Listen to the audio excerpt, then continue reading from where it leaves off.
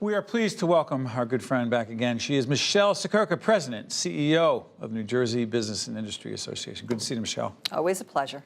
We'll be talking about the fiscal matters in just a second. Your favorite topic? Absolutely. Innovation, future of innovation, a series we're doing. Yeah. The governor talks about the innovation economy in New Jersey. How do you define the innovation economy? Well, let me say that we have long held true at BIA. We want to see the state reclaim its stature as the innovation state. In fact, that's our big, audacious goal, which is bigger than BIA, right? So we wake up every day, how are we a part of that? But we know it's more than just what we can be a part of.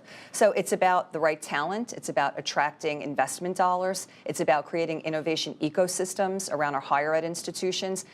It's a game changer, and we need to get back there because once we had it. It's interesting. This, by the way, two things. One, we are media partners with the organization, and this publication has a lot of good information on business activities in the state, New Jersey business.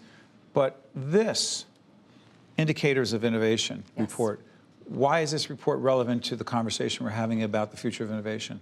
So we stepped back and we wanted to study and make sure we had data to show how do we move the needle on innovation. So we studied 12 indicators that lead to an innovation state. And 12 indicators. 12 indicators. And the 12 indicators are across capital, people, and business. And there are things like how do you attract venture capital to your state, R&D dollars. What about your talented workforce? Where do your higher ed institutions rank nationally in terms of research institutions? What would that have to do with innovation, the higher ed piece? Oh, because innovation ecosystems traditionally, predominantly, are around research institutions.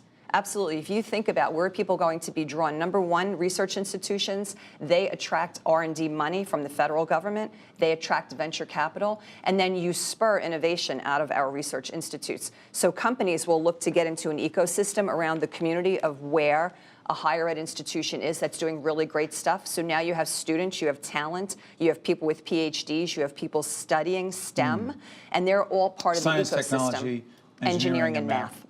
So where are we doing well and where are we not doing well in terms of these indicators for innovation, innovation? So we measured New Jersey comparatively to 7 states in our region. We're in the middle of the pack on most of the things, which isn't good. Today, right now, you know, the Boston area is really eating our lunch. And you know, you've seen the growth of innovation up in that area.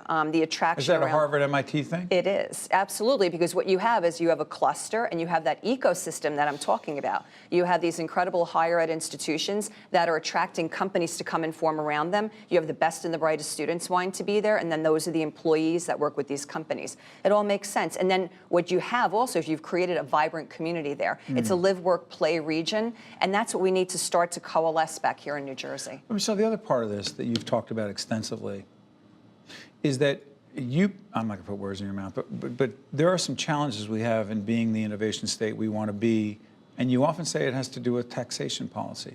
Well, it does. So let me be clear. The 12 indicators, we could move the needle on every single one of those, but that's not going to do it if we don't address the structural deficiencies we have in the state of New Jersey. And that's property tax, that's pension, that's our long-term obligations. When you say pension, you're talking the public employee pension and healthcare situation. Yes, let's talk about our long-term debt obligation in the state of New Jersey. It has increased 382% over the last 10 years. That is staggering. Staggering, $280 billion of long-term debt on the state of New Jersey.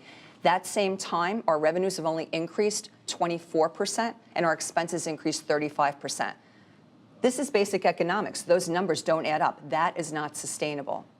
But the governor, who is driving and talking about this innovation economy, has also said, you know what? We do need to get costs under control. And he go back to the pension, the healthcare situation for public employees. Is it not a fact that the governor reached a significant agreement with the Communication Workers of America, who represent a significant number of state employees, on reducing the cost of health care benefits? It's a start. We commend the start. It's not enough. And it can't just What would be enough? Well, there are studies out there today that talk about how we can move the whole plan from a platinum to a gold. Explain that to people. It's the cost. So it's the benefit and the cost. Today, we have been paying for a platinum plan that has a high level of value. You can move that to a gold that still has a high level of value for less dollars. And you think about what's going on across corporate America. All my members, they're challenged every day on health care in the state of New Jersey. They have to make plan design changes every year. We could do more in plan design that'll bring even more savings. And on retiree health care is key. In this particular area, this idea of going from platinum to gold and retiree health care.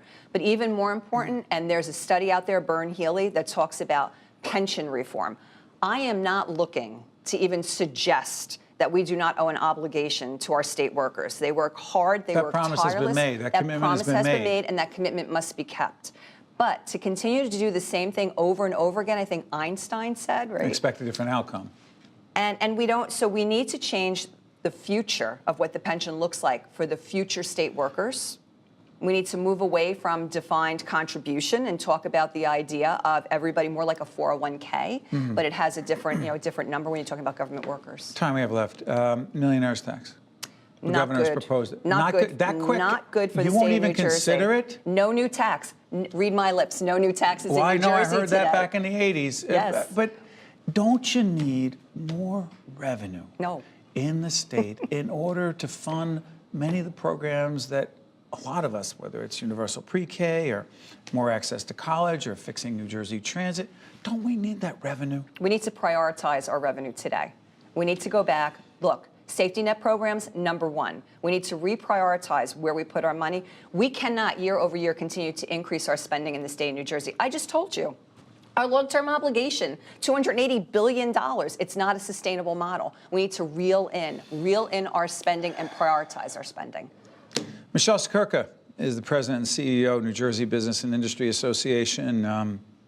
Thank you for offering your perspective on this. And folks can check out the website at BIA to find out more. Thank you, Michele. Thanks, Steve. Well said.